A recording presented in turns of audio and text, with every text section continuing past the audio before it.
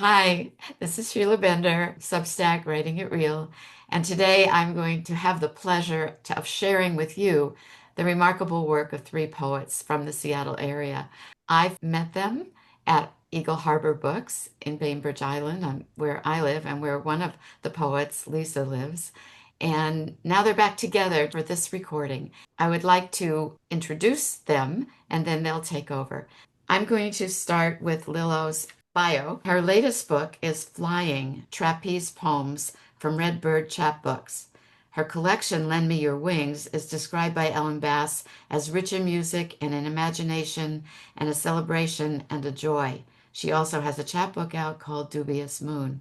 She has received grants from the NEA, from New York State Council on the Arts, and the Geraldine R. Dodge Foundation for her choreographic work that involved poetry. Bethany Reid's full-length poetry book, The Pear Tree, Elegy for a Farm, won Moon Path Press's 2023 Sally Elbiso Award. She's also won other awards, including the Gale Poetry Prize and Calix's Lois Cranston Memorial Prize. She earned her MFA and PhD from the University of Washington and taught English, creative writing, and literature to college students for 30 years. Now she teaches for the Creative Retirement Institute. Lisa Ashley is a Pushcart Prize nominee who descends from Armenian genocide survivors. She has spent many years listening to and supporting incarcerated youth. Oubliettes of Light is her first collection and was a finalist for the Sally Elpicio Award 2024. She holds a BA in journalism from the University of Montana and a Master of Divinity from Seattle University. So I'm going to turn the reading over now, first by asking a question. How did the three of you come together as a trio to offer the reading you did at Eagle Harbor Book? I'll take the question. I was approaching Eagle Harbor Books as a local new author on Bainbridge Island to set up a reading. When I first talked with their event manager, um, he was open to the idea, but he suggested that I bring in one or two more poets because that would increase the draw for the audience. I knew Bethany as my editor of many of my poems prior to when she worked with me to put my collection together as well. And then she was the one who pushed me to submit to the award. Lillo, I had met through at least two readings and knew her work and felt like I had an acquaintance with her at least. And I wanted a fresh eye of a quality poet to read my manuscript before it went to the prize, before I submitted it. She so graciously agreed to do that and then spent a lot of time with me going over it poem by poem and helped me improve that manuscript quite a lot. Not to say that Bethany didn't do that, but together the book was enhanced. So they both sprang to my mind immediately, and they graciously agreed, and I am entirely grateful to both of you. I just have to say that was a lovely explanation, and also I'm so glad it all worked out, and I got to hear the three of you that evening at Eagle Harbor Books. So the order of your reading today, as you've told to me, is that Bethany will start.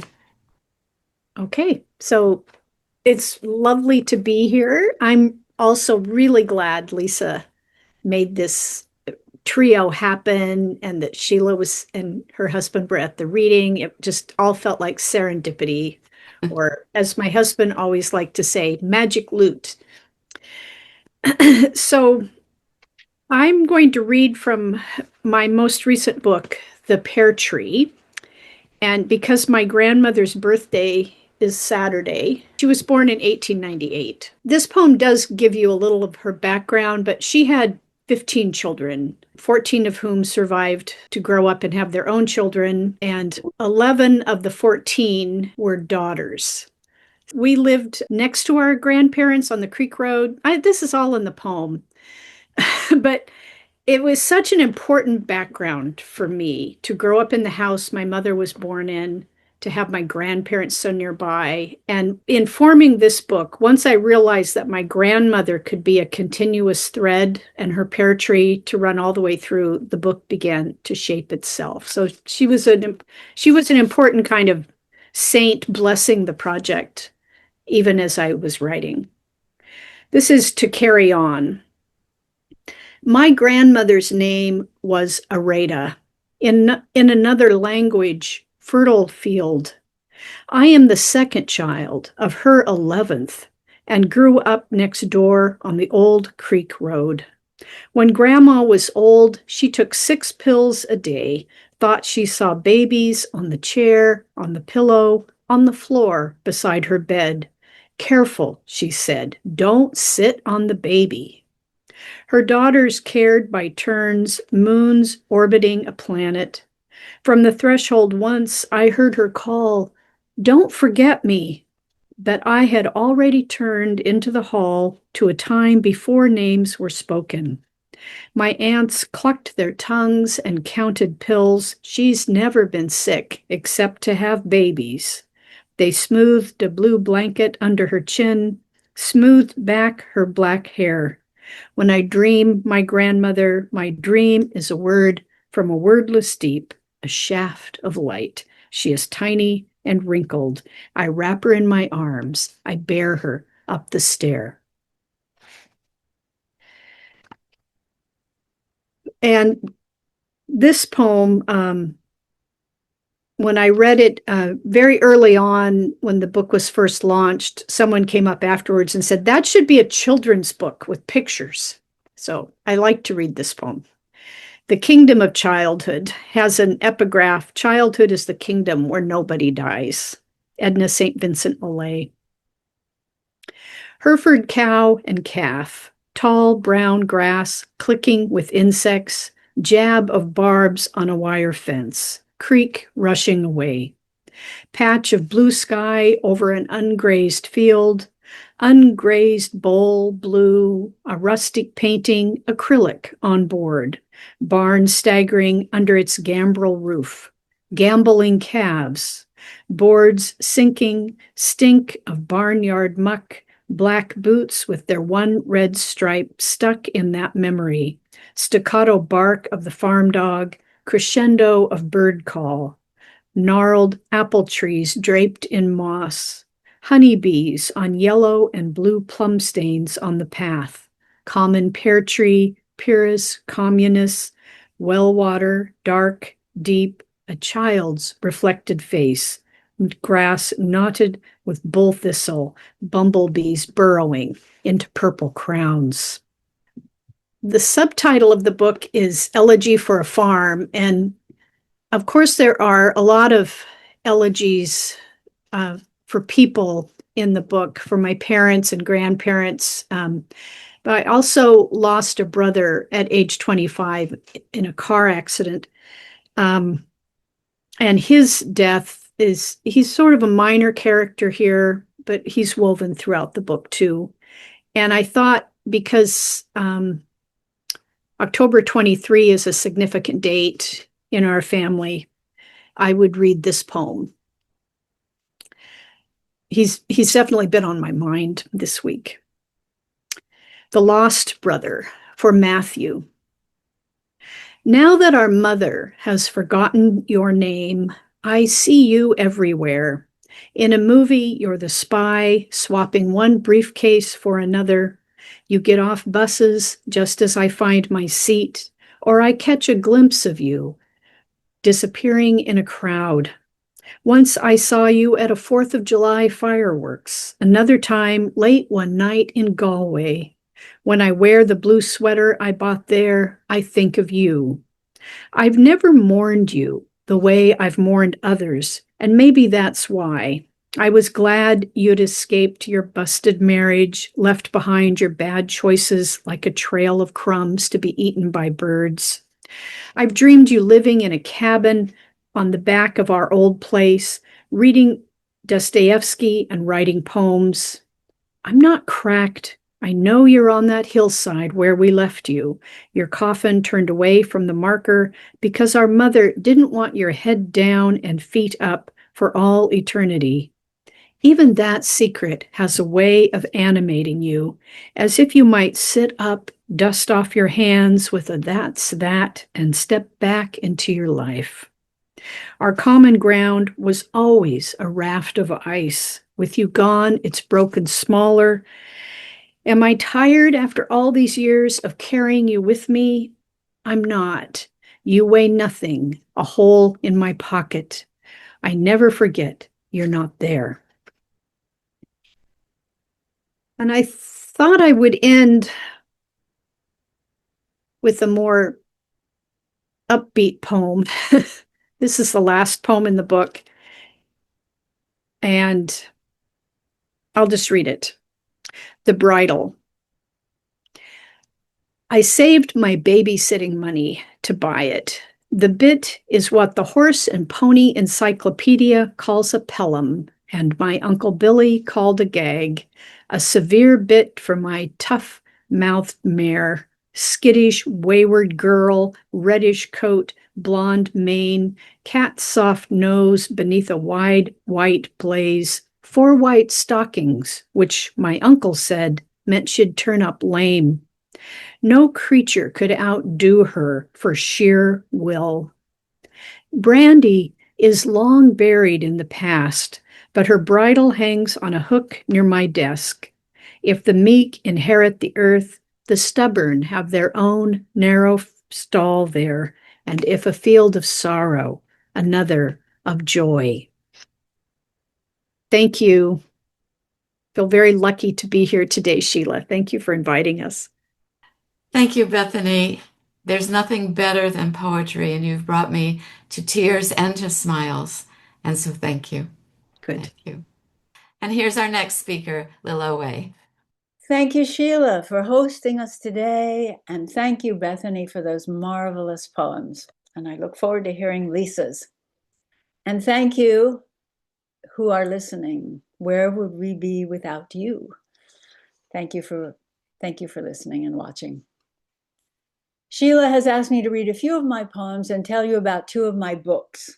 The most recent is a chapbook, Flying, from Redbird Chapbooks in Minneapolis, who do an exceptional job using heavy papers and hand sewing each book, this one in red thread.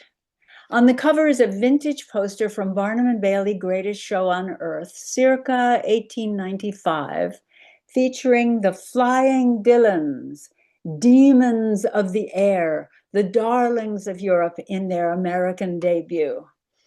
Of the 3 young performers, the center figure, I hope you can see this, the center figure here is Lillo Dillon, and she happens to be my grandmother.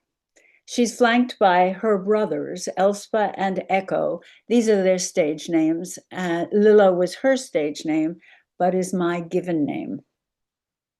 The book begins with a prefatory poem which summarizes Lillo Dillon's life, and that is followed by 21 poems written in the first person, persona poems, in the voice of Lillo Dillon. This poem is the second one in the book, and she is still a young child. 3 years after learning to walk, I learned to walk on a tightrope. Mama sews my slippers and leotards, trims them in curtain fringe. At 4, I'm an acrobat. I run up the springboard, flip, and land on my feet. The size of an orangutan, I clamber up a rope the way a monkey would, catch the rings which refuse to behave. Papa lifts me by the waist and hangs me on the trapeze bar as if to dry. Together, Elspa and I fit easily on it, playing games while singing. That bar is our swinging home. We won't be coaxed down to earth where our legs feel like granite. Papa's surname is Stone. He gives us Mama's name, Dillon. Says he couldn't very well call us the Flying Stones, now could he? And here's a slightly later poem, New World. From the gilded theaters and opera houses of Europe, where we are called artistes, the star attraction on a single stage, accompanied by a string ensemble, sharing the bill with violin virtuosi, ballerinas, and leader singers, our audiences in kid gloves and fine millinery, velvet seated in balconies bathed in golden light.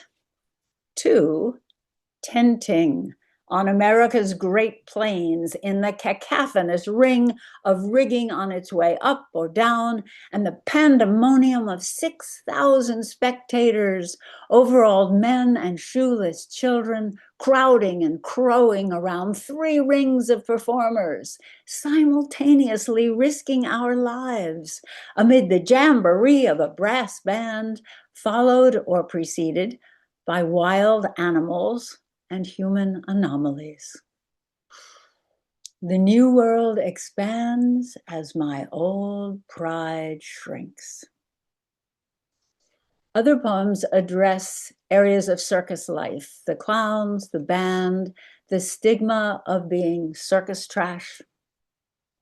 If you should order a copy of Flying, I do recommend that you read the poems in order from beginning to end, because there is a narrative arc and each poem depends on the ones that came before. But it's a very quick read. The other book I'll read from today is my full-length collection, Lend Me Your Wings. This one you may dip into and out of anywhere you like. Each poem stands alone. From this collection, I'll read you a moon poem. Poets love to write about the moon. This one came when I was practicing yoga on the floor and looked up at the window to see the moon within one of the panes of glass. Frame the moon, furred out, cased, paned, and trimmed, the opening of a window. From my position here on the floor in supine half-spinal twist, my quarter-revolving eye catches a perfectly sliced-in-half moon centered in the upper right corner of the upper left pane of a window blued by a sky somewhere between baby boy daytime and electric transvestite midnight. The perfect globe cleavered by a celestial butcher boy. The first half of hope, not the last, depending, I suppose, on your viewing point. Mine being spine suppliant to floor, floor kissing the earth and holding the kiss, earth sucking me hard, the half moon mullioned and muntoned 1/4 millionth of a light year away, beaming me up and off from here, half an inkling that when the bones wave their white phalanges of surrender to whatever pulls us down, some unthing, some weightless, scentless, tasteless, wan thing draws me up into a moon's glowy, showy, half-assed bliss. I'd like to end with a serious poem. It won the E. E. Cummings Prize from New England Poetry Club, of which Cummings was a member, but the prize has nothing to do with his style at all, just given his name. The poem, which is entitled Offering, was written on the occasion of a grave event, which some of you may recall, and that event is explained in the epigraph beneath the title. Offering. For David S. Buckle, environmentalist and Lambda lawyer, who on April 14, 2018, self-immolated in Prospect Park, Brooklyn. Oh, lion tail, swing yourself, arc, arch, strike the match, its shocking bloom, flame-haired, devouring eye, satisfied. Lion-hungry belly, fill with him, that you might spare the children. You fire-breathing beasts of despair, with all your heads and horns, your long tail scales fray the rope, tip the hope, balance farther, a little farther toward no more. Ting! The finger symbol rings flawless into the night. Ting! Twice more. Funeral flares fling embers into our ears before the final silence, when children's mouths will fill with ash. Unbuckle him, unburn him, unfuel his futile flames, unfossil the fumes, re-gold them, fold him in our unarmed arms. Thank you so much, Lillo. I just want to say again, there's nothing like it. Poetry and the feelings it brings up, the memories it brings up, the idea of how to live it brings up. Thank you. And now, Lisa, the person who put this all together, I'm really looking forward to hearing your poems. I will be reading from my book, Oubliettes of Light, which is actually my first published collection, and I'm thrilled that it is. Thank you so much to Bethany and to Lillo for their poems today. When a poet reads in their own voice, there's something very magical that happens with the poem itself. A wonderful experience. Thank you both. My book is a first collection. I'm not sure if this happens for everyone who does a first collection, but mine is a sort of, not sort of, it's a woven tapestry of a chronological arc of my life. And it begins with my ancestors, particularly my Armenian grandmother and grandfather, who did survive the Armenian genocide. And then it moves through poems about my parents, myself, through different stages of my life, a brief few poems about my time in the juvenile detention center with the youth, and goes on to the time I had my child and now into my elder years. So that's kind of the arc of the book, with a little bit of, I hope, interesting journeying. Let me start with my first poem is a poem about my grandmother, dedicated to my grandmother. And I would like to say two things that I would like you to know about the poem. The title, A Long Time Ago, There Was and There Wasn't, is the common opening to Armenian folktales, much like our opening is Once Upon a Time. The other thing is that I mentioned Mount Ararat in the poem. Mount Ararat was once in Armenia, and it was considered and is considered a holy mountain because Noah's Ark landed there. The mountain did not move, but it is now in Turkey, and the Turks were Armenia's conquerors. A long time ago, there was and there wasn't. For Baser Blanche, Garabedian Jamgoshen, 1885 to 1975. She crouched behind the wine cask. Doors crashed. Shouts, her mother's screams, Turkish boots pounding, pots cracking. Small brown bird vanished into desert air. She died into silence that held her like a shroud, cloaked in hunger without tears. Wind blew through her eyes. She tipped and slid in the boat in the dark, rumbled for days and days like an ancient rock slide on Mount Ararat. She tumbled into exile. Waterfalls of words pitched over her on the dock. Sounds marched out of open mouths. Dry as dust, this language she would live in for 79 years, yet never speak. Lost in her wilderness of grief, killing the memory of the killings, she forgot how the story went. Some of you know, and some of you don't know, that I have certain physical issues that limit my ability to travel. So I end up paying very close attention to my garden and what goes on in my local community.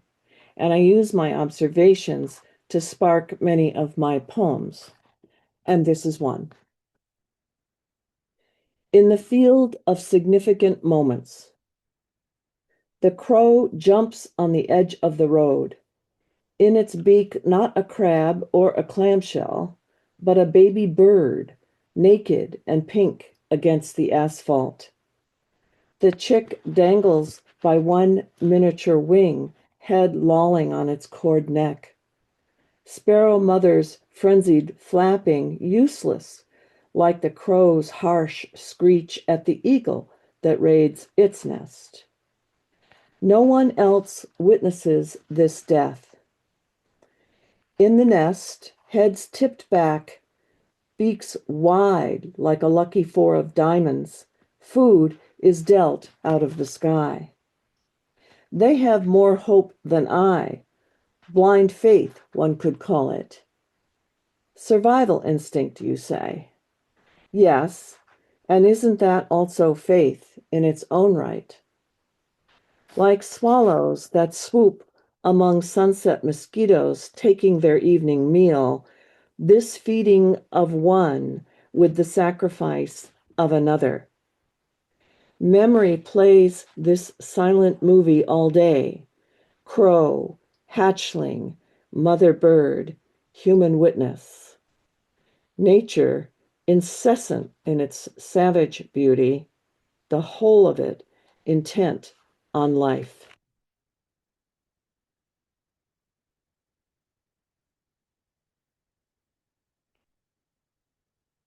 This poem occurs when I'm about to turn 20. The poem is part adventure and culture shock, part acknowledgement of homesickness, and witnessing the stunning beauty of the landscape. Arriving in Montana, 1973. Sweat hot in the 68 black pickup truck, they clatter the washboard road the summer of the fires. Each day they patch the hole in the gas tank with bubble gum chewed while she thinks about sex in the tent on the KOA gravel. She escaped New York, off to the west at 50 miles per hour, padding her losses with cornfields, prairie grass, tumbleweeds rattling across the tar, puffy thunderheads above the flat horizon. Terror-stunned from near head-ons with logging trucks, they slide out of the cab into the barnyard. The rancher hails them, corncob pipe jammed in the corner of her mouth. Catching up an axe from a tree stump, she whacks the head off a chicken, plucks it clean for her 4th of July barbecue. Leaving laughter and beer behind, every stranger at the fire pit a new friend, she climbs the hill, breathes against the rail fence. Quarter horses nose thick green grass. Shadows, sunset stretch below. The blue bitterroots sail down the valley. First stars canopy the day's memories. So much sky. That headless chicken running about the yard. The Stetson cowboy hats. In her feasted famine, she places the femur knob in her cheek, sucks and savors the marrow.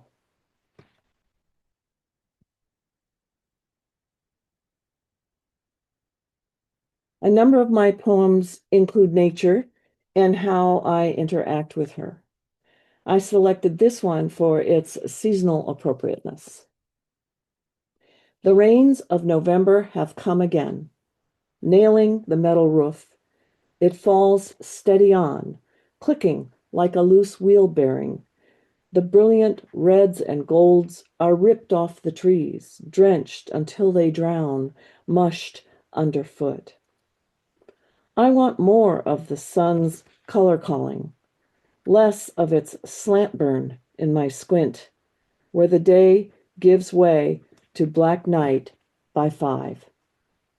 I want more sweet, melancholy autumn stretched over more days, days that could bring back the siblings who once surrounded me with noise, jumping in giant piles of leaves we raked, the lift of our leaps, our piercing screams, soft landings we banked on. I want to walk along small town streets lined with trees so blazed I can't pick out a single leaf. And I'd like to end with a very short poem, which is a love poem.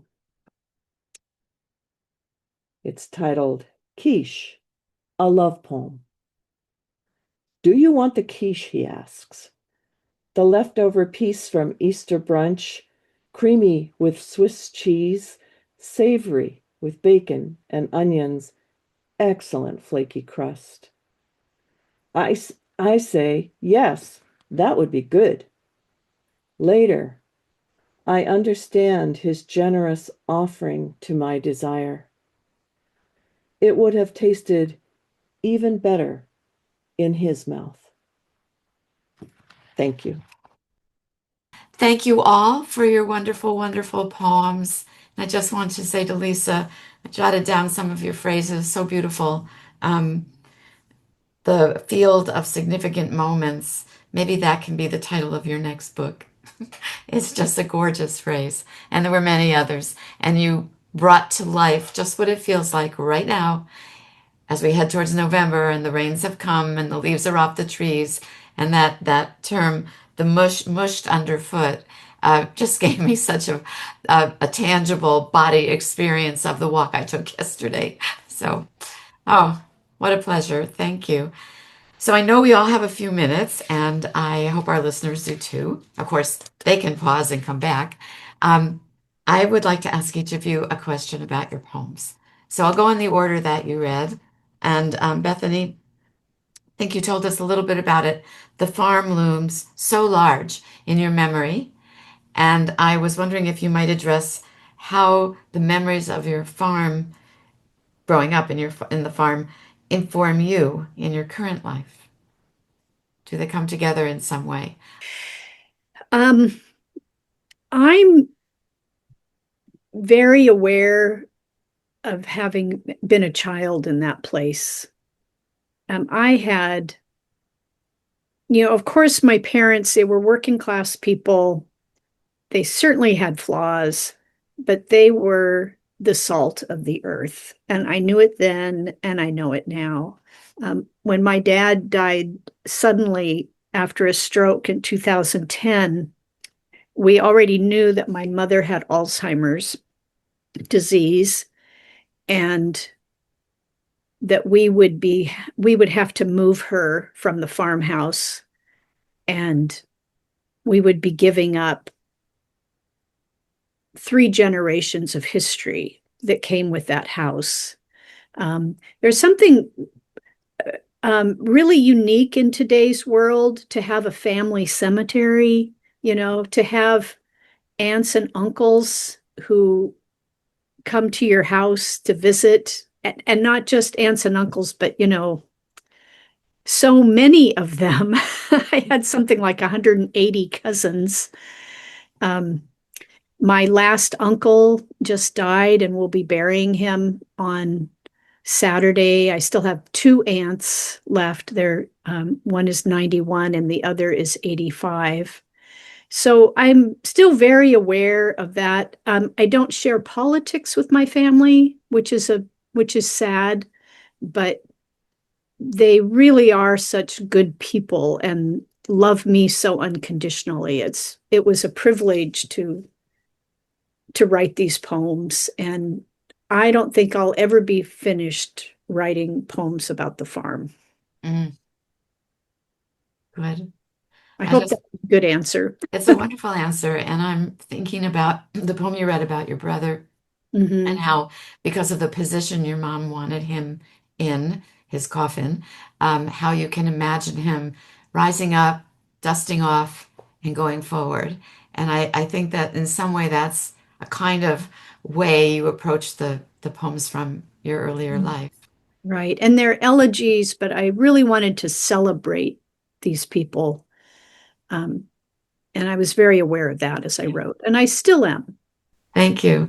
And so, Lillo, for you, I have the question about what inspired you in your chapbook to write in the persona of the grandmother, who I believe you didn't ever know, but you can tell us. That's correct. We had lots of photo albums and route books from the circuses, and Lillo Dillon had 6 children. So I heard stories from my mother and her sisters, particularly about their childhoods and about the circus. And so it was an amalgam of all of that. Um, why in persona? Persona being writing in the first person singular of the character instead of writing third person about the character. For me, and I think I've heard other poets say something similar, a kind of psychological alchemy takes place, and the character comes to dwell in you and begins to speak in their own voice so strongly that they might almost object to you writing to them in third person. It isn't for me. It wasn't a decision. Lillo Dillon just began to speak, and that was that. Now, of course, there's a great deal of the writer. I think it's similar for actors too, but maybe we won't get into that. There's a great deal of the writer in the character, otherwise the character wouldn't be believable, perhaps. So it's a wonderful, exciting transformation, because I feel that the making of any art, but particularly writing poetry, for me, is not that I write it. It's that the collective consciousness writes the poetry. And you really feel that when you're writing in the persona of someone other than who you think you are. We certainly cover some ages in the short time. You read 2 poems, one from the point of view of a very young girl who is delighted with her ability to be on a trapeze kind of thing. And I think it's trapeze, am I right? Yeah. Yeah. And and then an older person who's still performing, so she's not that old, but she's an adult and a young adult, and all the noise and the new world of being in the circus in a new place. It was very stirring. Thank you. And then your other book that you read from, has wings and flying in it. So, you know, I think it's Richard Hugo who said writers just have obsessions and they just write from them. And certain words, if you look at your own writing, you're going to see certain words that you just count on. You count on these words because they hold so much for you. So, flying, wings, tell us about that. Um, yeah, it's also something that just occurs that I don't choose necessarily. My first book was called Dubious Moon, and all those poems concerned the moon, the stars, the night sky. Um, and then Lend Me Your Wings is full of birds, lots of birds. There's one poem about Lillo Dillon that's not in the flying book. And the name of the poem is Flying, but it's a different poem. It's more an overview of what it's like to be a trapeze artist. There are some ghosts, an angel, various things that have wings. So I don't know. I have to consult a shrink and find out No, I think you um, how I would love just read those for just wings. Lilo, it's in your genes. Maybe you don't need to consult It is. And of anybody. course, I was a professional dancer, for many, many years, and actor, Yeah. and choreographer. So that I think that, it was part of I was as close as I could get to flying. Right, right. Yeah. I think so. And you're right. We don't intend, we don't say, okay, I'm going to sit down and write a poem about my five particular words. They Yeah. just happen because they are important to us and they hold so much that when we go back, we can see that we're using them again. But I agree. We don't go, okay, I'm going to use these words because they're my special words. Okay. Um, and Lisa, tell us about the title of your book, what it means to you. So the title is Oubliettes of Light. Oubliettes of Light actually appears as one of the lines in a poem in the book called Crown Shyness, which is about how trees actually come close together at their crowns but don't touch. And the line in the poem is, lying on my back, I see their oubliettes of light. In the stillness, I hear them breathe for me, feel their silent pull like a prayer. Now, I had written that poem before I knew what the word meant. This is an example of how something comes to you, a sounded word that I fell in love with. And then I thought, I should go look and see what this means. So I often do it the other way around, which would be the logical way, but in this case it came this way to me. I looked up oubliettes and found out to my dismay that it is a medieval dungeon with a hole at the top, which is the only place light can come in. And in the medieval times, when they were used, prisoners were put down in them like a deep, deep well and literally forgotten. And I believe, I don't have it in front of me, but the actual etymology of the word has forgotten in it. So they are forgotten, and of course, they starve to death. So that's a very dark image. And I thought about it for a while. And some of my poems in the book are somewhat dark. The ones about the genocide, young people in prison. I have a poem about my brother's suicide. I have a poem about my own sexual abuse, and other things like that occur in different places in the book. So those are the dark dungeons of my life, in a way. What I really want to do in my life and in my writing is to bring light into everything, you know. But in order to be authentic in this book, I did have to come from my darker memories. And as you go through the book, you'll probably be able to tell that I do bring sort of more and more light into poems, um, including a poem about forgiving my father at the end of the book and so forth. So that's how the title came about. My husband really dislikes the title. He really dislikes the definition of what it is. And I had been playing with another title from a line from another poem, and he liked it much better. And in some ways, maybe that will become a title. But it was too common. The words in the title were used too often by poets, in my opinion. And I wanted to really stand out. The flip side of that is beware what you put in your title, because people can't pronounce it maybe, or they look at it and they go, well, I don't know what that is, so I'm not going to look at that book. I mean, I didn't even think of those kinds of things when uh, I'm yeah, proud to hear you say that because poets are the keepers of language. yeah, And if people don't know what it means, it rings in their ears. You didn't know what it meant when the word came to yeah, you. So I think it's really important to pass on meanings. And I also think that you do a kind of reversal in the title. If oubliette means dark and forgotten, you're certainly doing dark and remembered and lit. So I understand the title in that way, and I think yeah. it's Thank inventive you. and accurate to what you've done in the work. So I guess you Yeah. could always put a footnote on a title. Little asterisk. Yeah, on the front page, but I'm sure the the writing itself helps us understand that. And I also think whatever blurbs you've acquired on the book help. Yeah. So I think as poets, we really have to trust in the language that we Yeah. believe in.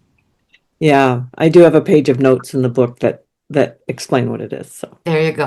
we'll So, hope. I imagine a poetry appreciator standing in the bookstore, opening your book, reading your notes. I mean, we read back to front sometimes. We go along looking for a lot of things, dive into a couple of poems, and go home with a book because it makes sense.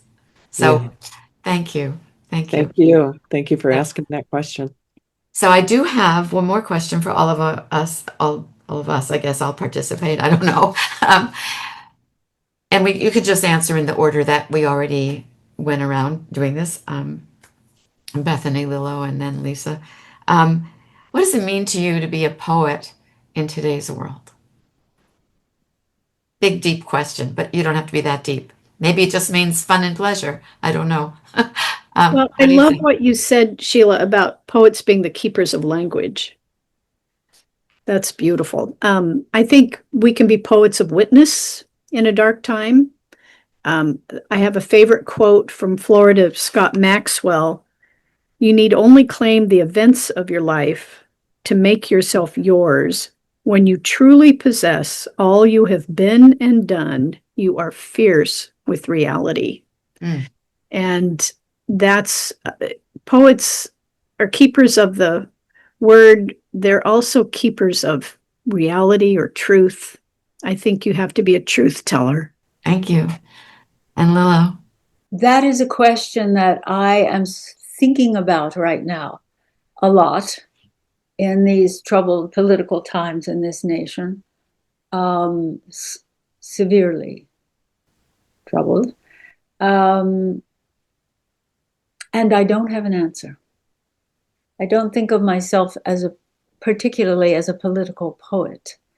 I wish I were, because then I would feel I was doing something to bring about change, maybe.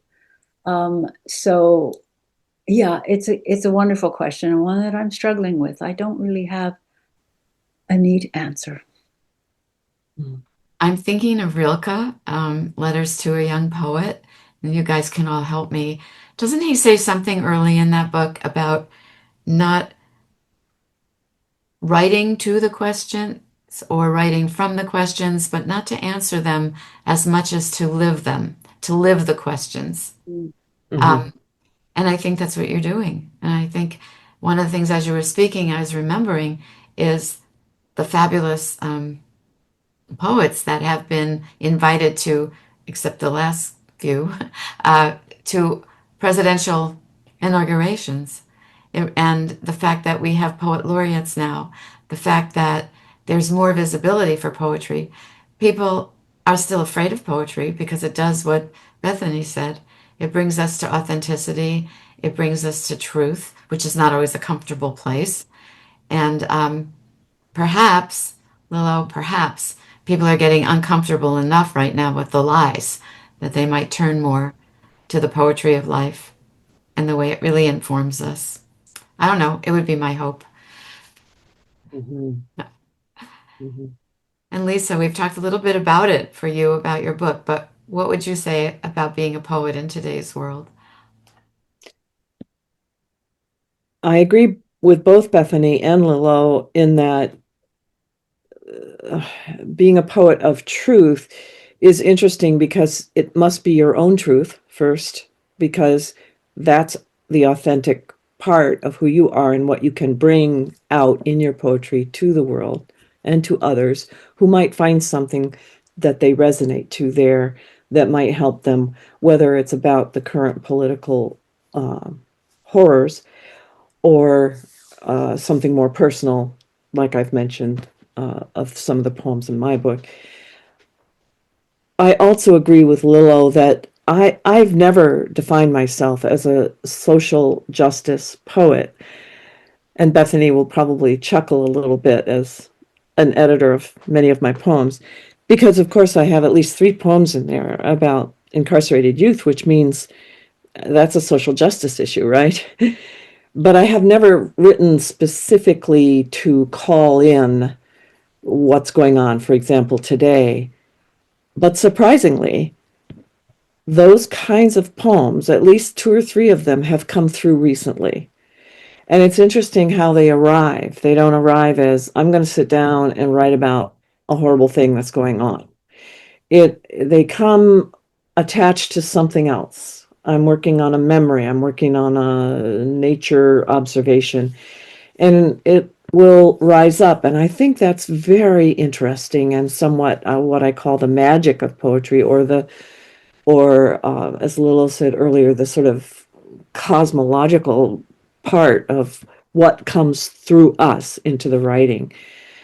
I don't know as though the poems are very good, and I will be working on them, but I just think the main thing for me is to keep writing, keep reading poetry, because it is keeping me from sinking into a helpless despair about the larger world right now, which I have this weird empathic connection to the point where there was at least a week when I was so in tune with what was going on in Gaza that I really worried about myself and where I was spiraling. So I go to the page. I go to my own writing and to the reading of poets I know and love, and certainly my friends who are poets and all that they offer.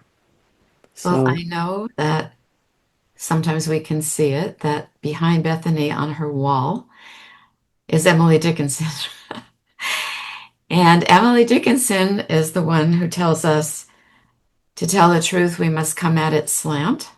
And I think you did a good description of that when you said your memories kind of open you up to the truths you're feeling today. mhm, And I would add to the discussion something like what you just said, Lisa. Poetry is a way for me to steady the ship, my ship. Um, mhm, yeah, it is too easy when things get too hard and too off track in the world and in life to lose ourselves and mhm, be rocky and distraught. And that state of being um, isn't, well, first, it's not healthy for our mental health, but it's not healthy for the world either. We need strong people. We need people who can steady, which is the name of Dan Rather's newsletter, right? We need people who can stay steady. That doesn't mean false. That means be who we are in this world as it is today. And so poetry plays and can play a really, really significant part. We know that. And I hope the people listening to us today feel that too. And if you are a person who says, oh, I can't write poetry, I can't do it, yeah, you can. You can. You have it in you. It's a matter of, as these poets all have, sticking with experience, sticking with the images of that experience, and letting them speak for you into the beauty of words, or through the beauty of words, or both. So I want to really thank you so much for being here today. And I know that we'll get some comments from people. And if you have any more comments to add when this is up on Substack and you want to add to your conversation, please feel very, very free to do that. I love what you did for us this morning. Thank you. Thank Thank you. you, Sheila, thank you, Sheila. Thank and you. It everyone. was it was a delight. Yeah, thank you.